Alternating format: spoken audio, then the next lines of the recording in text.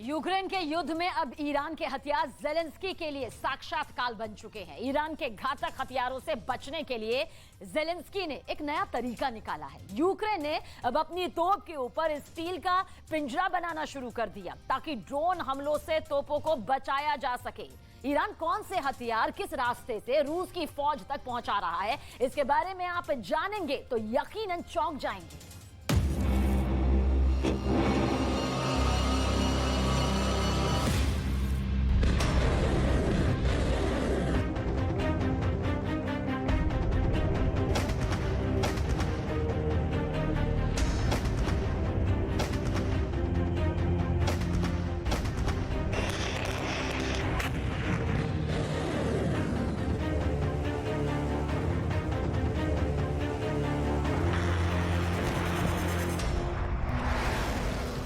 क्या American media के ये दावे सही हैं कि यूक्रेन को जंग में हराने के लिए ईरान रूस के साथ जंग में कूद पड़ा है?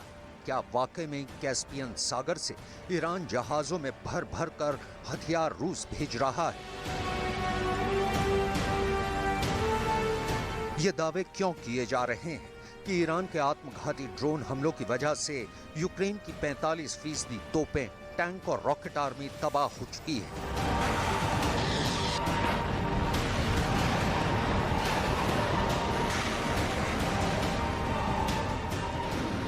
क्या ईरान के घातक हथियार रूसी सेना के लिए ब्रह्मास्त्र साबित हो रहे हैं? क्या इन्हीं हथियारों की मदद से रूस यूक्रेन को साफ तरीके से मार रहा है?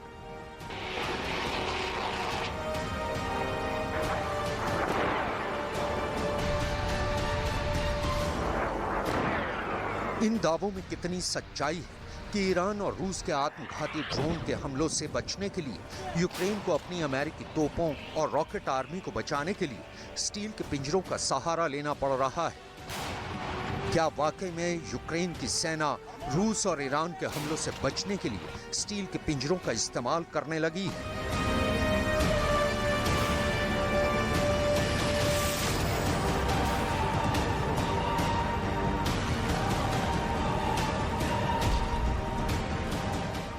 चौदह महीने से ज्यादा की जंग में पुतिन के रूस ने यूक्रेन की धज्जियां उड़ाकर रख दी हैं। पूर्वी यूक्रेन के बखमूत समेत दर्जनों इलाकों पर रूसी सेना भूखे भेड़ियों की तरह यूक्रेन की सेना पर टूट रही है। दावा किया जा रहा है कि रूस अब तक यूक्रेन के 18% इलाके पर कब्जा कर चुका है। 1,05,000 वर्ग किलोमीटर इलाके में रूसी सेना ने यूक्रेनी सेना को बहुत तगड़ा नुकसान पहुंचाया है। दावा किया जा रहा है कि इस वक्त रूस यूक्रेन को 7 तरह से तबाह कर रहा है, जिसमें ईरानी हथियार रूस के लिए वरदान साबित हुए हैं। अब तो हालात ये हो गए हैं कि रूस के हमलों से बचने के लिए यूक्रेन की सेना स्टील के पिंजरों का इस्तेमाल कर रही है। हम आपको बताते हैं कि जो हथियार यूक्रेन को नेटो और अमेरिका से मिले हैं, वो कैसे रूस और ईरान के आत्मघाती ड्रोन का बुरी तरह से शिकार हो रहे हैं और क्यों अब यूक्रेन हथियारों को बचाने के लिए स्टील के पिंजरों का इस्तेमाल कर रहा है। यूक्रेन के टैंक, तोप और रॉकेट आर्मी पर रूस ने ईरानी ड्रोन से सबसे ज्यादा हमले किए हैं। दावा किया जा रहा है कि ईरान के आत्मघाती ड्रोन की मारक क्षमता इतनी जबरदस्त है कि यूक्रेन की तोप और टैंक भी ड्रोन हमले में तबाह हो रहे हैं। यूक्रेन के सामने दिक्कत यह है कि ईरान के आत्मघाती ड्रोन पर जब तक यूक्रेन हमला करने की कोशिश करता है, तब तक रूस और ईरान के ड्रोन यूक्रेन के तोपखाने को तबाह कर डालते हैं। रूस और ईरान के इन्हीं आत्मघाती ड्रोन से बचने के लिए यूक्रेन ने स्टील के बड़े पिंजरे बनाए हैं ताकि ड्रोन डायरेक्ट तोप या टैंक से ना टकरा पाए। स्टील के इन पिंजरों को यूक्रेन एक तरह से तोप, टैंक और रॉकेट के लिए कवच बना चुका है, जो ईरान और रूस के ड्रोन से उन्हें बचाने में मदद करते हैं।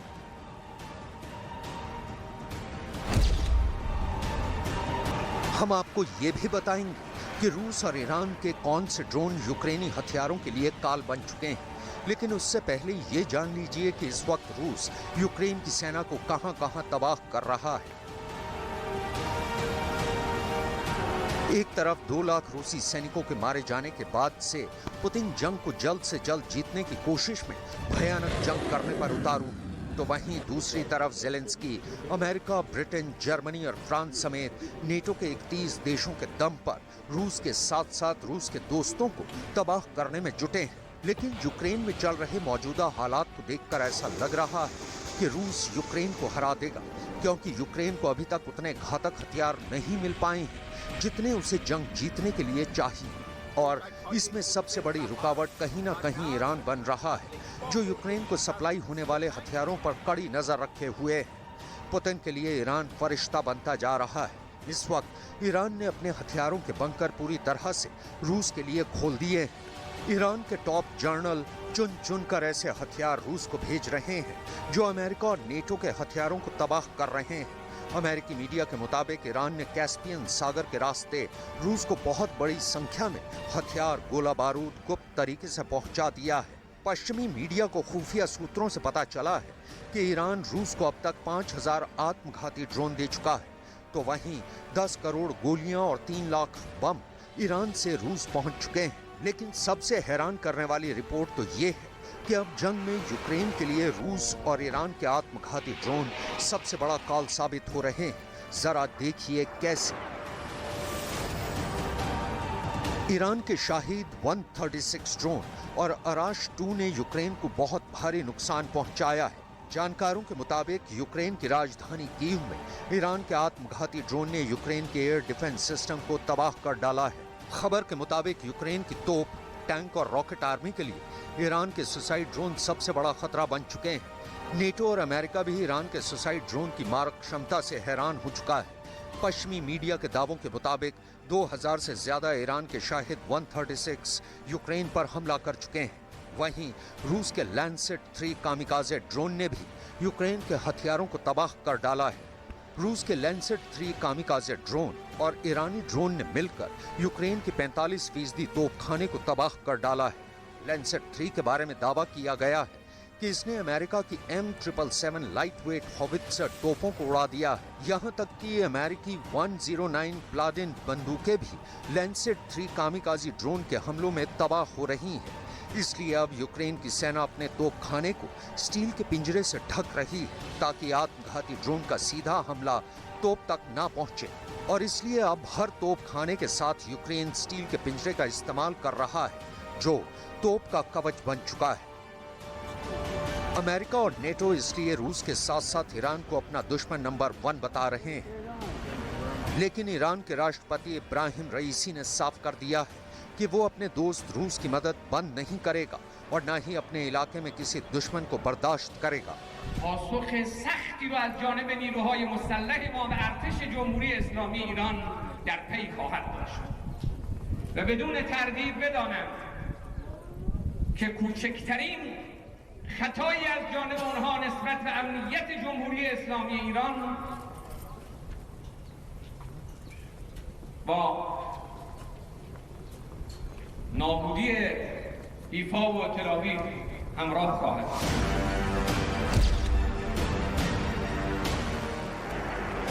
400 दिन से ज्यादा की जंग में पुतिन के रूस ने यूक्रेन का भूगोल बदल डाला है।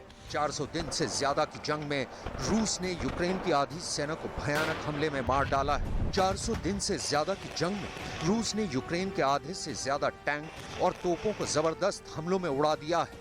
70 साल के पुतिन ने दुनिया को दिखा दिया है कि 45 साल के ज़ेलेंस्की और 80 साल के बाइडेन मिलकर भी रूस को घातक हथियारों के दम पर नहीं हरा पाएंगे। 31 देश मिलकर भी रूस की फौज का मुकाबला नहीं कर पा रहे हैं। नेटो के 31 देशों के जनरल मिलकर भी रूस से भागते और मरते यूक्रेनियों को बचा नहीं पा रहे हैं। रूस ने अब जंग को एक तरफा बनाकर रख दिया है। अब हालात ये हैं कि यूक्रेन की फौज को यही समझ नहीं आ रहा है कि रूस पर पलटवार करें या फिर जिन इलाकों पर रूस भयानक हमले हर दिन कर रहा है उन इलाकों को बचाएं। हम आपको बताते हैं कि पूर्वी यूक्रेन का किला कहे जाने वाले बखमूत में रूस पिछले 9 महीनों से भयानक हमले कर रहा है। रूस की सेना और पुतिन के लिए वफादार वैगनर ग्रुप के लड़ाकों ने बखमूत को धूल में मिला दिया है। अब पश्चिमी देशों की खुफिया एजेंसियों ने दावा किया है कि रूस 7 तरह से हमला करके यूक्रेन को तिल तिल मार रहा है। अमेरिका के थिंक टैंक ने दावा किया है कि इस वक्त रूस यूक्रेन को 7 तरह से मार रहा है, जबकि रूस यूक्रेन में इस वक्त 5 तरफ से हमले कर रहा है, जिसने यूक्रेन के काउंटर हमले की हवा निकाल कर रख दी है। रूस का पहला अभियान लुपियांस्क, Luhansk, Bakhmut, Avdiivka, Donetsk city और पश्चिमी डोनेस्क और पूर्वी जापोरिजिया में चल रहा है। इसके साथ ही रूस की रक्षा पंक्ति ने पश्चिमी जापोरिजिया ओब्लास्ट और खेरसोन ओब्लास्ट में हमले तेज कर दिए हैं। ISW के मुताबिक रूस का दूसरा अभियान मोटर राइफल डिवीजन ने खार्किव, लुहांस्क ओब्लास्ट सीमा की तरफ चला रखा है। Institute for the study of war यानी ISW के मुताबिक रूस का तीसरा मोर्चा बखमूत में है, जहां रूस यूक्रेन के काउंटर अटैक के सभी हमलों को अब तक नाकाम कर चुका है, जबकि चौथा मिशन रूस के अनुसार अवदीवका फ्रंट लाइन पर चल रहा है, जहां रूस ने उत्तरी बेड़े और दक्षिणी बेड़े के दम पर यूक्रेन को तबाह कर डाला है। आखिरी और पांचवा मिशन रूस ने मरिनका के इलाके में चला रखा है, जहां रूसी फौजों ने यूक्रेनी सैनिकों को नीपर नदी के पूर्वी तट पर घेर लिया है, ताकि क्राइमिया तक यूक्रेन की सेना आगे न बढ़ पाए। कुछ दावों के मुताबिक बखमूत के 90% इलाके पर रूस कब्जा कर चुका है। रूस की इस कामयाबी के पीछे ईरान के घातक हथियारों का भी बड़ा हाथ माना जा रहा है।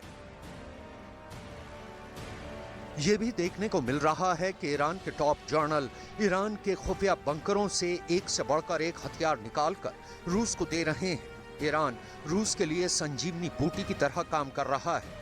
कुछ दावों के मुताबिक ईरान के आत्मघाती ड्रोन के साथ साथ मिसाइलें, तोप के गोले भी हजारों और लाखों की संख्या में ईरान से रूस पहुंच चुके हैं, जिसकी वजह से नेटो और अमेरिका के होश उड़ चुके हैं। Объяснила задачи, которые она преследует в рамках специальной военной операции. Устранить годами создававшиеся натовцами угрозы нашей безопасности непосредственно на наших границах и защитить людей, которых лишили провозглашенных многосторонними конвенциями прав, защитить их от публично заявленных киевским режимом прямых угроз истребления и изгнания с территорий, где столетиями жили их предки. Мы честно сказали, за что и за кого воюем. अब सवाल उठता है कि जब रूस ईरान की मदद से पूर्वी यूक्रेन को कब्रिस्तान बना रहा है, तो फिर अमेरिका, जर्मनी, फ्रांस, फिनलैंड और ब्रिटेन समेत नेटो के 31 देश यूक्रेन की मौत का तमाशा क्यों देख रहे हैं? कुछ खुफिया रिपोर्ट के मुताबिक रूस के खिलाफ नेटो और पश्चिमी देश बहुत बड़ा वॉर प्लान चला रहे हैं। नेटो को लगता है कि अगर रूस की 5 लाख सेना यूक्रेन के बहुत बड़े इलाके पर कब्जा करेगी, तो रूस को कब्जे वाले इलाकों को ज्यादा हथियारों को सभी मोर्चों पर तैनात करना होगा, और जैसे ही रूस ऐसा करेगा, रूस सभी मोर्चों से यूक्रेन पर लगातार घातक हमले नहीं कर पाएगा। लेकिन इधर ईरान ने नेटो, अमेरिका और यूक्रेन की बाजी पलट दी है। ईरान के घातक ड्रोन, मिसाइलों ने रूस को जंग में बहुत बड़ी बढ़त दिला दी है। यही वजह है कि ईरान और रूस के आत्मघाती ड्रोन के हमलों से बचने के लिए यूक्रेन को स्टील के पिंजरे बनाने पड़े हैं, ताकि अमेरिकी तोपखाने को तबाह होने से बचाया जा सके। अब देखते हैं कि ईरान और रूस मिलकर यूक्रेन के पिंजरों के खिलाफ कौन सा नया हथियार लाते हैं।